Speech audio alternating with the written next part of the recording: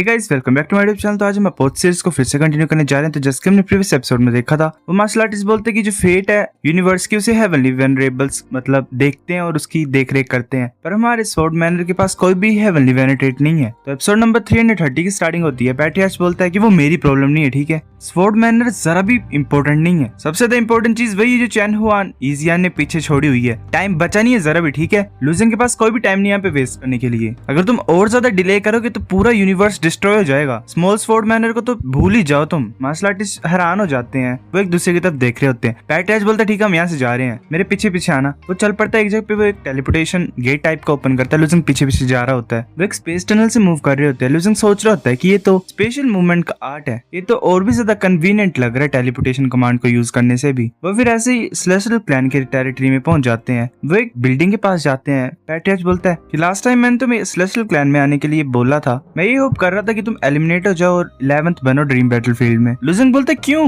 मेरे पास कोई भी रीजन नहीं होना चाहिए दूसरे मार्शल आर्टिस्ट के मुकाबले वीक होने के लिए। पैट्रियार्च बोलता है कि वो ज्यादा ग्रेट बेनिफिट होता तुम्हारे लिए भी और पूरे एंटायर वर्ल्ड के लिए भी। हमने लास्ट में फिर लुओ जिजुआन को रिप्लेस कर दिया तुम्हारे साथ, वेल वो बिजली वाली, क्योंकि वो फिर 11th प्लेस पे आई हुआ टियानमिंग से हार के। लूजिंग बोलते तुम्हारे कहने का क्या मतलब है, क्या तुम बोल रहे लुओ जिजुआन खुद ही हारी है हुआ टियानमिंग से ताकि वो टॉप 10 में एंटर न कर पाए। लूजिंग सोच रहा होता है कि ड्रीम बैटलफील्ड में हर एक मार्शल आर्टिस्ट टॉप स्पोर्ट में आने के लिए कम्पीट कर रहा था। ये फर्स्ट टाइम है मेरा सुनना कि ऐसा भी कोई करता है। मैं बहुत ज्यादा इम्प्रेस था लुओ जिजुआन को देख के, क्योंकि उसके पास भी एक संस्कृत बुक पेज है जो कि सिमिलर है मेरी तरह। क्या कोई स्पेशल मीनिंग होगा क्या लुओ जिजुआन के हारने के पीछे? पैट्रियार्च बोलता है कि वेल तुम जो सोच रहे हो उससे मैं पता लगा सकता हूँ कि तुम टैलेंटेड और तुमने जो पोजीशन हासिल की है उससे भी मैं देख सकता हूँ, पर लास्ट में ये बात आ जाती है कि तुम बच्चे को ज्यादा यंग हो। काफी सारी ऐसी चीजें होती हैं जो देखने में लगती सिंपल ही है, पर वो सिंपल होती नहीं है। इस यूनिवर्स के पास इसके अल्टीमेट ट्रुथ्स हैं। मैं तुम्हें यहाँ पे आने के लिए इसीलिए बोला था ताकि तुम उन्हें लर्न कर पाओ। लूजिंग बोलता है अच्छा,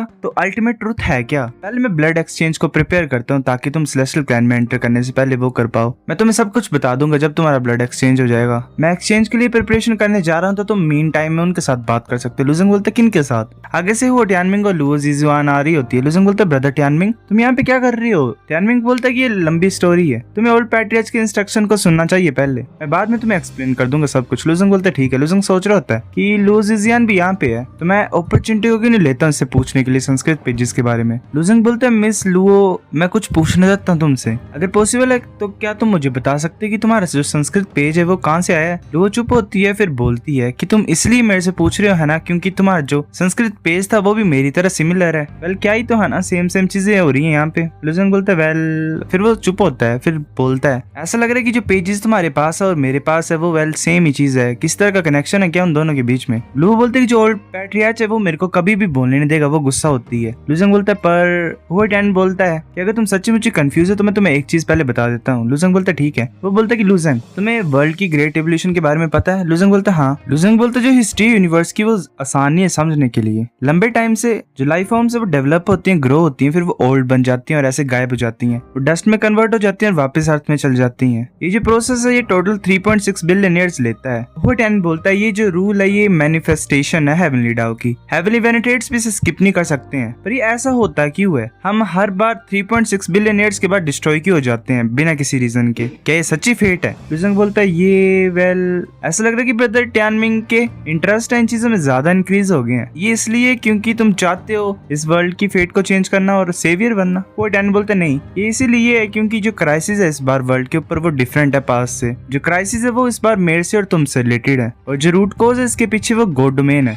अगर इस बार यूनिवर्स सर्वाइव नहीं कर पाएगा इस क्राइसिस को तो नेक्स्ट टाइम कोई भी यान एरा होगा ही नहीं। लूजिंग बोलता क्या? वेल मतलब ये वर्ल्ड ही खत्म हो जाएगा। लूजिंग सोच रहा था हैरानी की बात नहीं कि ओल्ड पैट्रियार्च बोल रहा था कि हम लास्ट है यंगर जनरेशन की, तो अच्छा ये है मतलब उनका। मोमिंगजू बोलती कि मैंने कभी भी नहीं सोचा था कि यूनिवर्स इतने बड़े क्राइसिस को फेस कर रहा है, अब नेक्स्ट क्या करे? वो टैन बोलता है वेल ये हमारे ऊपर नहीं है फाइंड करने के लिए, ये बस यही है सिंपल सी इन्फॉर्मेशन मुझे पता लगी हुई है। लूजिंग बोलता है पर ब्रदर टियानमिंग तुम्हें कैसे पता इस न्यूज के बारे में? वो टैन बोलता है कि तुम्हारी एसेंशन के बाद मैं 4 गॉड कंट्रीज में गया था और वहां से फिर मैं वाइल्ड कॉन्टिनेंट में एंटर हुआ। वहां पे कॉन्टिनेंट की डीप में मास्टर ऑफ वेपन्स की ट्रेजरी के अंदर उसकी इनहेरिटेंस है। वहां पे एक जेड माउंटेन था जिसके ऊपर 16 मार्क्स थे स्टोन वॉल के ऊपर और कुछ इन्फॉर्मेशन लिखी हुई थी। उसी प्लेस ने मेरे को इतना कुछ सिखाया है। लुजंग बोलता 16 मार्क्स। वो डैन बोलता वेल फर्स्ट मार्क के अंदर बोला गया ग्रेट हेवन के बारे में, सेकंड के नीचे सील हेवन वर्ड लिखा हुआ था, और ऐसे फिर अजुर हेवन और पेल हेवन, ऐसे मतलब 15th और 16th मार्क पे। लुजंग बोलता क्या तुम बोल रहे हो कि यूनिवर्स ने ऑलरेडी 16 यान एरास को एक्सपीरियंस किया है? वेल 3.6 बिलियन ईयर्स का एक यान एरा होता है। वो डैन बोलता हाँ तुम सही बोल रहे हो। लुजंग बोलता है कि सही नहीं है, अगर इतना ज्यादा टाइम हो गया होता तो किसी तरह की पावर रिकॉर्डेड नहीं होती। इतने ज्यादा लंबे टाइम के बाद मतलब वर्ड्स इरोड और ब्लरी नहीं हो जाते हैं, ये कैसे रिकॉर्ड हो सकता है इतनी ज्यादा क्लियरली? वो डैन बोलता है वो बात नहीं है, जो राइटिंग थी वॉल के ऊपर वो इतनी ज्यादा ओल्ड नहीं थी, किसी ने वो वर्ड्स एज अ क्लू लिखे होंगे और कार्व किए होंगे उन्हें एडवांस में ही, ताकि मैं उन्हें देख सकूं। लुजंग बोलते कैसे पॉसिबल है, ऐसा चीज कैसे हो सकती है? क्या ये पॉसिबल है कि ये जितनी भी सिचुएशन है ये सब कुछ सेटअप ही हो पहले से ही? वो डैन बोलता है तुम सही बोल रहे हो, इस वर्ल्ड में ऐसे बहुत ज्यादा बीइंग्स हैं और चीजें हैं जिसको किसी ने खुद ही सेट किया हुआ है, जैसे कि स्टोन वॉल के ऊपर राइटिंग थी, जो संस्कृत बुक पेजेस तुमने मेंशन किया, और खुद तुम भी।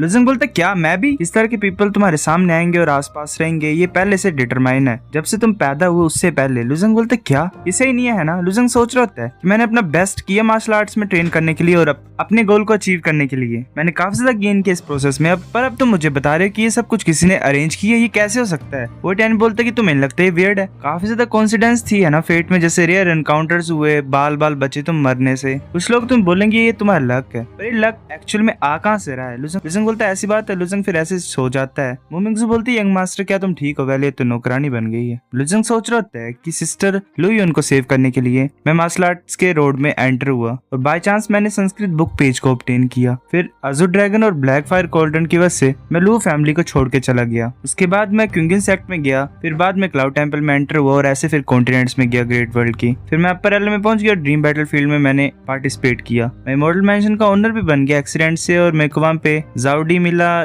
जीकिन मिली, जुन मिली और किंग लोंग मिला, जैसे एसेक्ट्रा। पर अब मैं अगर सोचूं तो जो भी मेरे को अपॉर्चुनिटी मिली है वो तो एक्सट्रीमली एक्स्ट्राऑर्डिनरी है। मोमिंगजू बोल रही थी यंग मास्टर, वो सोच रहा था क्या ये सच्ची अरेंज्ड है? अगर ऐसी बात है तो क्या पर्पस होगा उस पर्सन का जिसने ऐसी चीजें मेरे लिए अरेंज करके रखी हैं? मुझे हमेशा फीलिंग आती थी कि कोई मुझे ऐसे आगे की तरफ पुश करता बिना किसी रीजन के। नहीं है मैं रुक नहीं सकता, मेरे को जाके पूछना ही पड़ेगा। लुजंग जा रहा होता है आगे की तरफ और वेल पैट्रियार्च के पास पहुंच जाता है और बोलता है ओल्ड पैट्रियार्च मैं कुछ पूछना चाहता हूँ तुमसे। पैट्रियार्च बोलता है कि तुम सही टाइम पे आए हो, यही तुम्हारा रूम है और मैं हेल्प करूंगा उस छोटी सी लड़की की साउल को रिपेयर करने के लिए। वो एक एनर्जी टाइप को आगे की तरफ भेजता है और जुन की बॉडी में एंटर करा देता है उसे। जुन बाहर आ जाती है, वो कुछ स्टिक्स टाइप को निकालता है और उन्हें जला देता है। स्मोक निकल रही होती है, वो ऐसे ही एनर्जी में कवर होती है और हवा में उड़ रही होती है। लुजंग सोच रहे होते हैं जो स्मोक है ये रिफ्रेशिंग है, इसमें नरिशिंग इफेक्ट है, तो शायद इसकी सोल अच्छी हो जाएगी, ये एक्स्ट्राऑर्डिनरी चीज है एक, पर इतनी ज्यादा एक्स्ट्राऑर्डिनरी चीज नहीं होगी शायद। पैट्रियार्च बोलता है अपनी बॉडी में इसे मत लेके जाना इस टाइम पे, इसे यहीं पे इस रूम में रहने दो, मैंने प्रिपेयर कर लिया ब्लड एक्सचेंज को, मेरे साथ आओ। लुजंग बोलता है रुको एक मिनट, मैंने अभी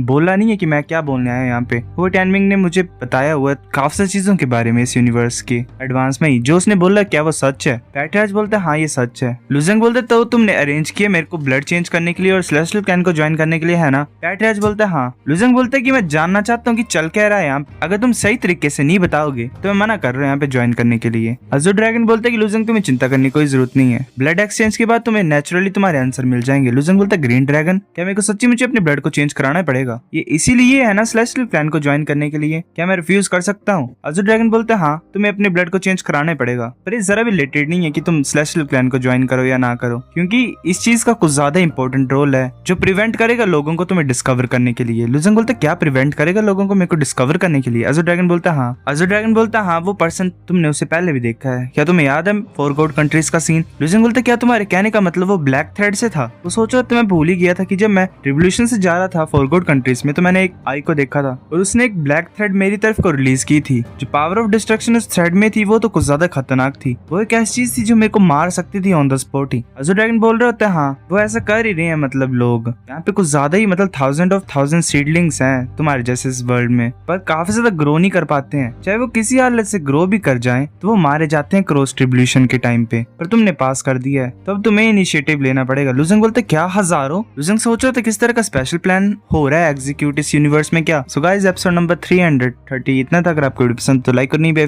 लाइक कर दो, शेयर कमेंट दोस्तों के साथ कमेंट करके बताओ। अगर आपको वीडियो कैसी लगी सब्सक्राइब करो। तब तक के लिए बाय बाय।